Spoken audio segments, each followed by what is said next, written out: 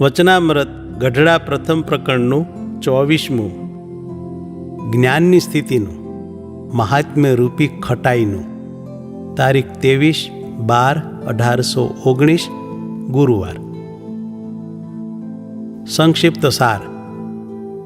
પહેલો, જ્ઞાને કરીને સ્થિતિ થાય ત્યારે અનુભવમાં એક મૂર્તિ જ રહે છે. બીજો, ભગવાનની મૂર્તિમાં અખંડ વૃત્તિ રાખવાથી એવી સ્થિતિ થાય છે. ત્રીજો, જેને યથાર્થ મહિમા ને નિશ્ચય થાય છે તેને ભૂંડા ઘાટ માત્ર ટળી જાય છે. ચોથો, ભગવાનમાં દોષ કલ્પે તો પોતે દોષી અને નિર્દોષ સમજે તો પોતે નિર્દોષ થઈ જાય છે. પાંચમો, ભગવાનનો નિશ્ચય થયો અને વિકાર ટળી ગયા છતાં અખંડ આનંદ નથી રહેતો એ પણ મોટી ખોટ છે. છઠ્ઠો, જેનો સ્વભાવ સત્સંગમાં અયોગ્ય હોય છતાં તેને સત્સંગ મળ્યો છે તો તેનો શુભ સંસ્કાર ભારે છે એમ માની ગુણ લેવો. સ્વામિનારાયણ હરે, સ્વામિનારાયણ હરે. સંવત 1876 પોષ સુધી 6ને દિવસ સંધ્યા સમયે શ્રીજી મહારાજ શ્રી ગઢડા મધ્યે દાદા ખાચરના દરબારમાં ઉગમણે દ્વાર ઓરડાની ઓસરીએ ઢોલિયા પર વિરાજમાન હતા અને માથે ધોળો ફેંટો બાંધ્યો હતો અને ધોળો ખેસ પહેર્યો હતો તથા ગરમ પોષની રાતી ડગલી પહેરી હતી ને ધોળો ચોફાળ ઓઢ્યો હતો ને પોતાના મુખારવિંદની આગળ પરમહંસ તથા દેશ દેશના હરિભક્તની સભા ભરાઈને બેઠી હતી. પછી શ્રીજી મહારાજ પરમહંસ પ્રત્યે બોલ્યા, જે રીતે જ્ઞાને કરીને સ્થિતિ થાય છે તે કહીએ છીએ. તે જ્ઞાન કેવું છે તો પ્રકૃતિ પુરુષથી પર છે અને જ્ઞાનને વિશે સ્થિતિ થાય છે ત્યારે પ્રકૃતિ પુરુષ ને પ્રકૃતિ પુરુષનું જે કાર્ય તે કાંઈ નજરમાં આવતું નથી અને એનું નામ જ્ઞાન પ્રલય કહેવાય છે. અને એવી સ્થિતિ થાય છે તેને એક રસ ચૈતન્ય ભાસે છે ને તેને વિશે એક ભગવાનની મૂર્તિ જ રહે છે પણ બીજો કોઈ આકાર રહેતો નથી. અને ક્યારેક તો એ પ્રકાશમાં ભગવાનની મૂર્તિ પણ દેખાય નહીં, એકલો પ્રકાશ જ દેખાય છે ને ક્યારેક તો પ્રકાશ પણ દેખાય ને ભગવાનની મૂર્તિ પણ દેખાય. એને જ્ઞાને કરીને સ્થિતિ જાણવી. અને જેવી ભગવાનની મૂર્તિ પ્રગટ દેખાય છે તે મૂર્તિને વિશે અખંડ વૃત્તિ રહે તેણે કરીને એવી સ્થિતિ થાય છે. અને જેને જેવો ભગવાનનો મહિમા સમજાણો હોય તેના હૃદયમાં તેટલો જ પ્રકાશ થાય છે ને તેટલો જ તેને પ્રણવ ને નાદ સંભળાય છે. અને જેટલો જેને ભગવાનનો નિશ્ચય ને મહિમા સમજાય છે તેને તેટલા ભૂંડા ઘાટ બંધ થઈ જાય છે. અને જ્યારે ભગવાનનો નિશ્ચય યથાર્થ થાય છે ને યથાર્થ મહિમા સમજાય છે ત્યારે તેને ભૂંડા ઘાટ માત્ર ટળી જાય છે. જેમ લીંબુની એક ચીર ચૂસી હોય તો થોડા થોડા દાંત અંબાય પણ હળવા હળવા ચણ્યા ચવાય ખરા. ને જો આખું લીંબુ ચૂસ્યું હોય તો ચણ્યા ચવાય નહીં ને મગનો દાણો પરાયણે પરાયણે ચવાય. ને જો ઘણા લીંબુ ચૂસ્યા હોય તો રાંધેલો ભાત પણ ચવાય નહીં. તેમ ભગવાનનો નિશ્ચય અને મહાત્મ્ય રૂપી જેને ખટાઈ ચડી હોય તેની 4 અંતઃકરણ અને 10 ઇન્દ્રિયો રૂપ જે દાઢ્યો તે સર્વે અંબાઈ જાય છે.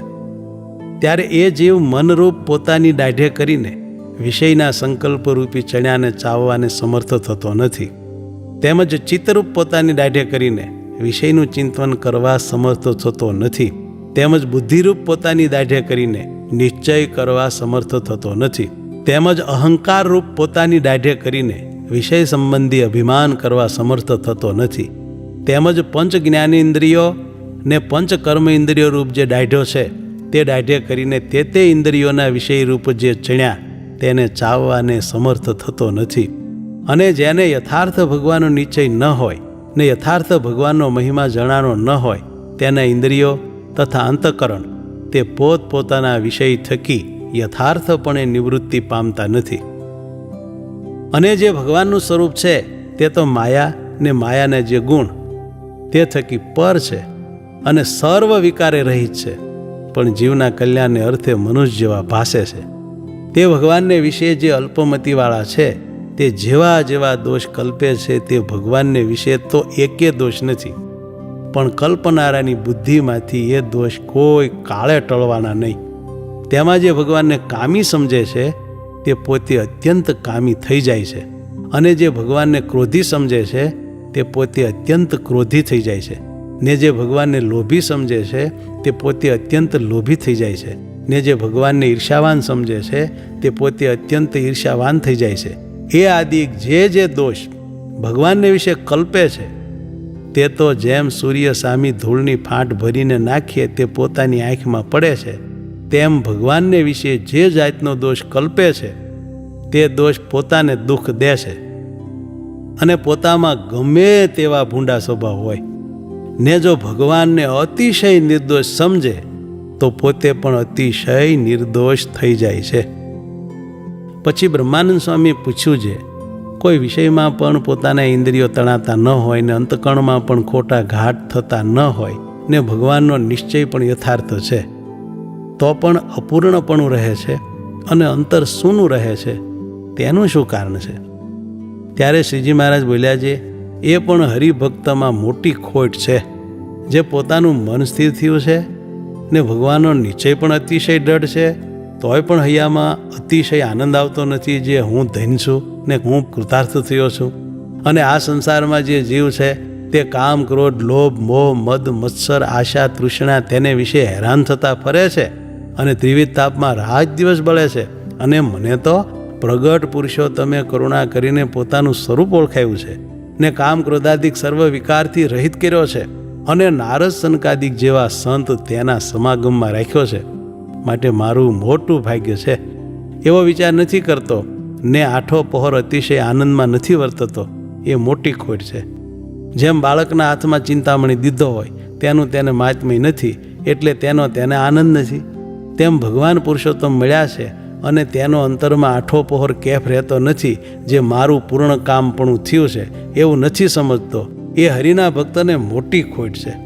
અને જ્યારે કોઈ હરિભક્તોનો દોષ નજરમાં આવે ત્યારે એમ સમજવું છે આનો સ્વભાવ તો સત્સંગમાં ન ઘટે એવો છે, તોય પણ એને જો સત્સંગ મળ્યો છે અને એ જો જેવો તેવો છે તોય પણ સત્સંગમાં પડ્યો છે તો એનો પૂર્વજન્મનો અથવા આ જન્મનો સંસ્કાર ભારે છે, તો આવો સત્સંગ મળ્યો છે એમ સમજીને તેનો પણ અતિશય ગુણ લેવો.